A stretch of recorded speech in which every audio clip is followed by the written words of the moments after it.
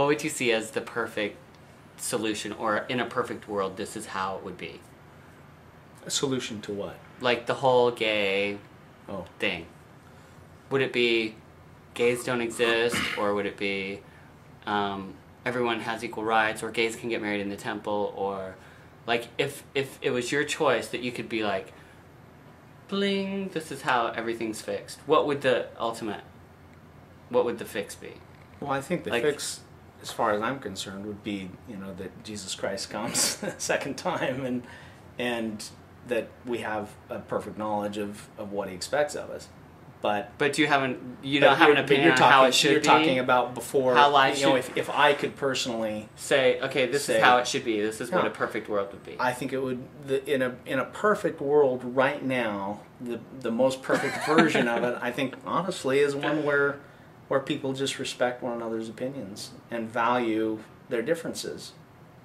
And I think as long as people are not, maliciously trying to change another person's opinions, or maliciously trying to get them to do something, why wouldn't we want to value one another? Why wouldn't we? I don't know. I think a lot of it, really stems from people just, they're not exposed, or they don't. That's changed my view on life more than anything, is traveling the world, living in a city, living in small town, like getting as broad a spectrum as possible, and just going, oh, well, this isn't all what I was led to believe, or this isn't all what the stereotype, and this breaks down all ideas of what I... Well, if you believe that God exists, if you believe that Jesus Christ is the Son of God and the Savior of the world, if you really, really deeply, truly believe those things in your heart, if you believe that Joseph Smith is a prophet, if you believe those things in your heart, then why would you not be willing to have that testimony stand strong and allow all these other things to be around you? Why would that change your testimony? I don't know. That's, to me, that's really what it comes down to. And I think people are just scared. And I don't think, it's certainly not fair of me to say that I have a stronger testimony than anyone else does, or, you do. Oh, thank you. Or that I have all the answers, because I don't. If I did, then I would have been elected the other night and not Barack Obama. But the thing that I guess gives me the ability to say I'm okay with this is honestly because I know in my heart what I believe. And I saw the play A Man for All Seasons last night, and one of the things that he says in there that really, really impacted me is that my soul is myself. I can't be anything other than I can be. It would be like trying to convince a bird that it's a fish, right? Right. I can't be anything other than what I am, and you can't be anything other than who you are. And I can tell you what I believe because it's brought me a lot of happiness and peace in my life. I can tell you what's important to me, and I can try to live my life in such a way that shows that to you. But aside from that, it doesn't make any sense for me to try to force you to believe what I believe, or to try to make you do as I do. Yeah. The only thing I can do as a member of the church is believe what I believe and live the best that I know how to live. And if that means that people see that and value it and want to do the same, great. I'll absolutely help them do that. If they don't, then I need to understand. Honestly, I need to understand why they don't, and I need to really try to know what they mean when they say things, or when they live a certain way. And if I don't understand it, that's okay. Well, and that's why I think actually a lot of this has less to do with Mormonism or the church or whatever than it is individual people and what kind of issues people get behind.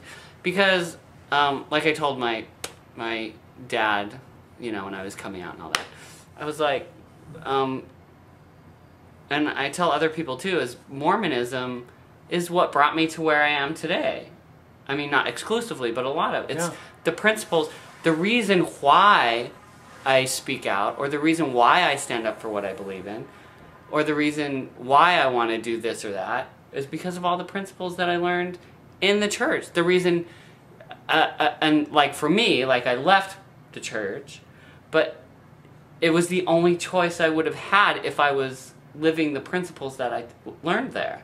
Like, to follow your conscience. I was like, because I told my dad, I was like, you wouldn't want me to fake it, or to be living in a lie, or to do things that I felt were wrong, or like, you know, you want me to sincerely do what I sincerely believe is the right thing to do. Otherwise, it would, I just don't see the other option. And why would you? Why would you?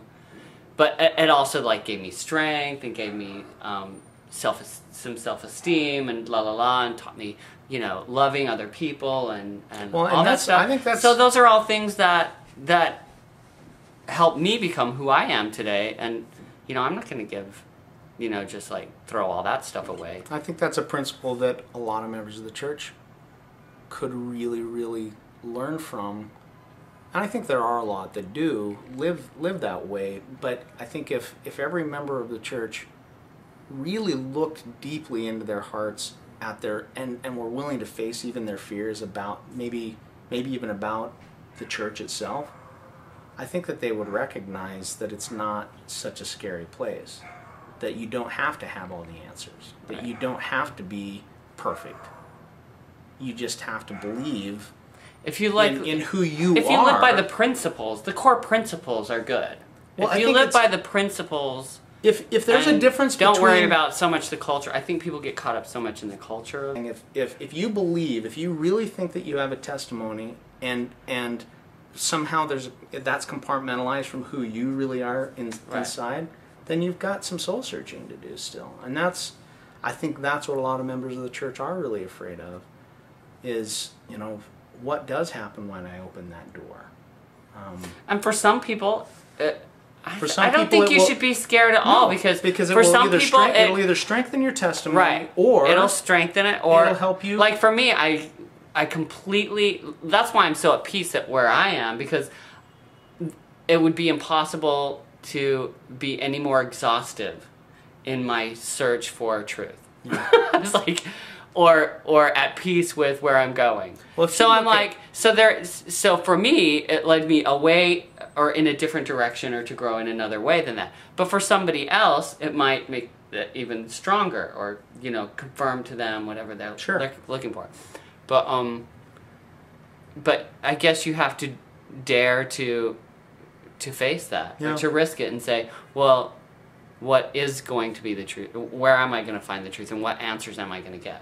I think that's because maybe you'll get different answers than someone else. But that's also what Jesus Christ said when he said, "Come follow me. Leave your family. Leave everything you know and follow me." Because if you're not willing to say, "Look, I'm willing to give everything up." But people just see that as a principle or an idea or a lesson, but they would never actually. Like, I don't know many people who would literally do that. I know people. I'm sure you met people on your mission that left their families and in order to join the church. I know people who were you know, ostracized from their families and from their friends by joining the church. How many kids who grew up as members of the church would be willing to do that? I think it's probably not a lot. I think it's kind of funny that it's almost I think it's kind of funny when the reverse happens, because whenever I tell people I was raised Mormon, the first thing is like, oh, did you get shunned? Like, they think that did you have to give up your family and blah, blah, blah. Like, that's what people's idea of the whole thing is with Mormonism. And I'm like, no. Like, first of all, if my parents were to not talk to me or something, or were to shun me or put me out of their lives, then I would know that everything was a sham up until then. That there was really no... That your parents... How could anyone who really loved you seriously even consider such a thing? No matter what you did. Even for something bad, let alone being gay. Yeah.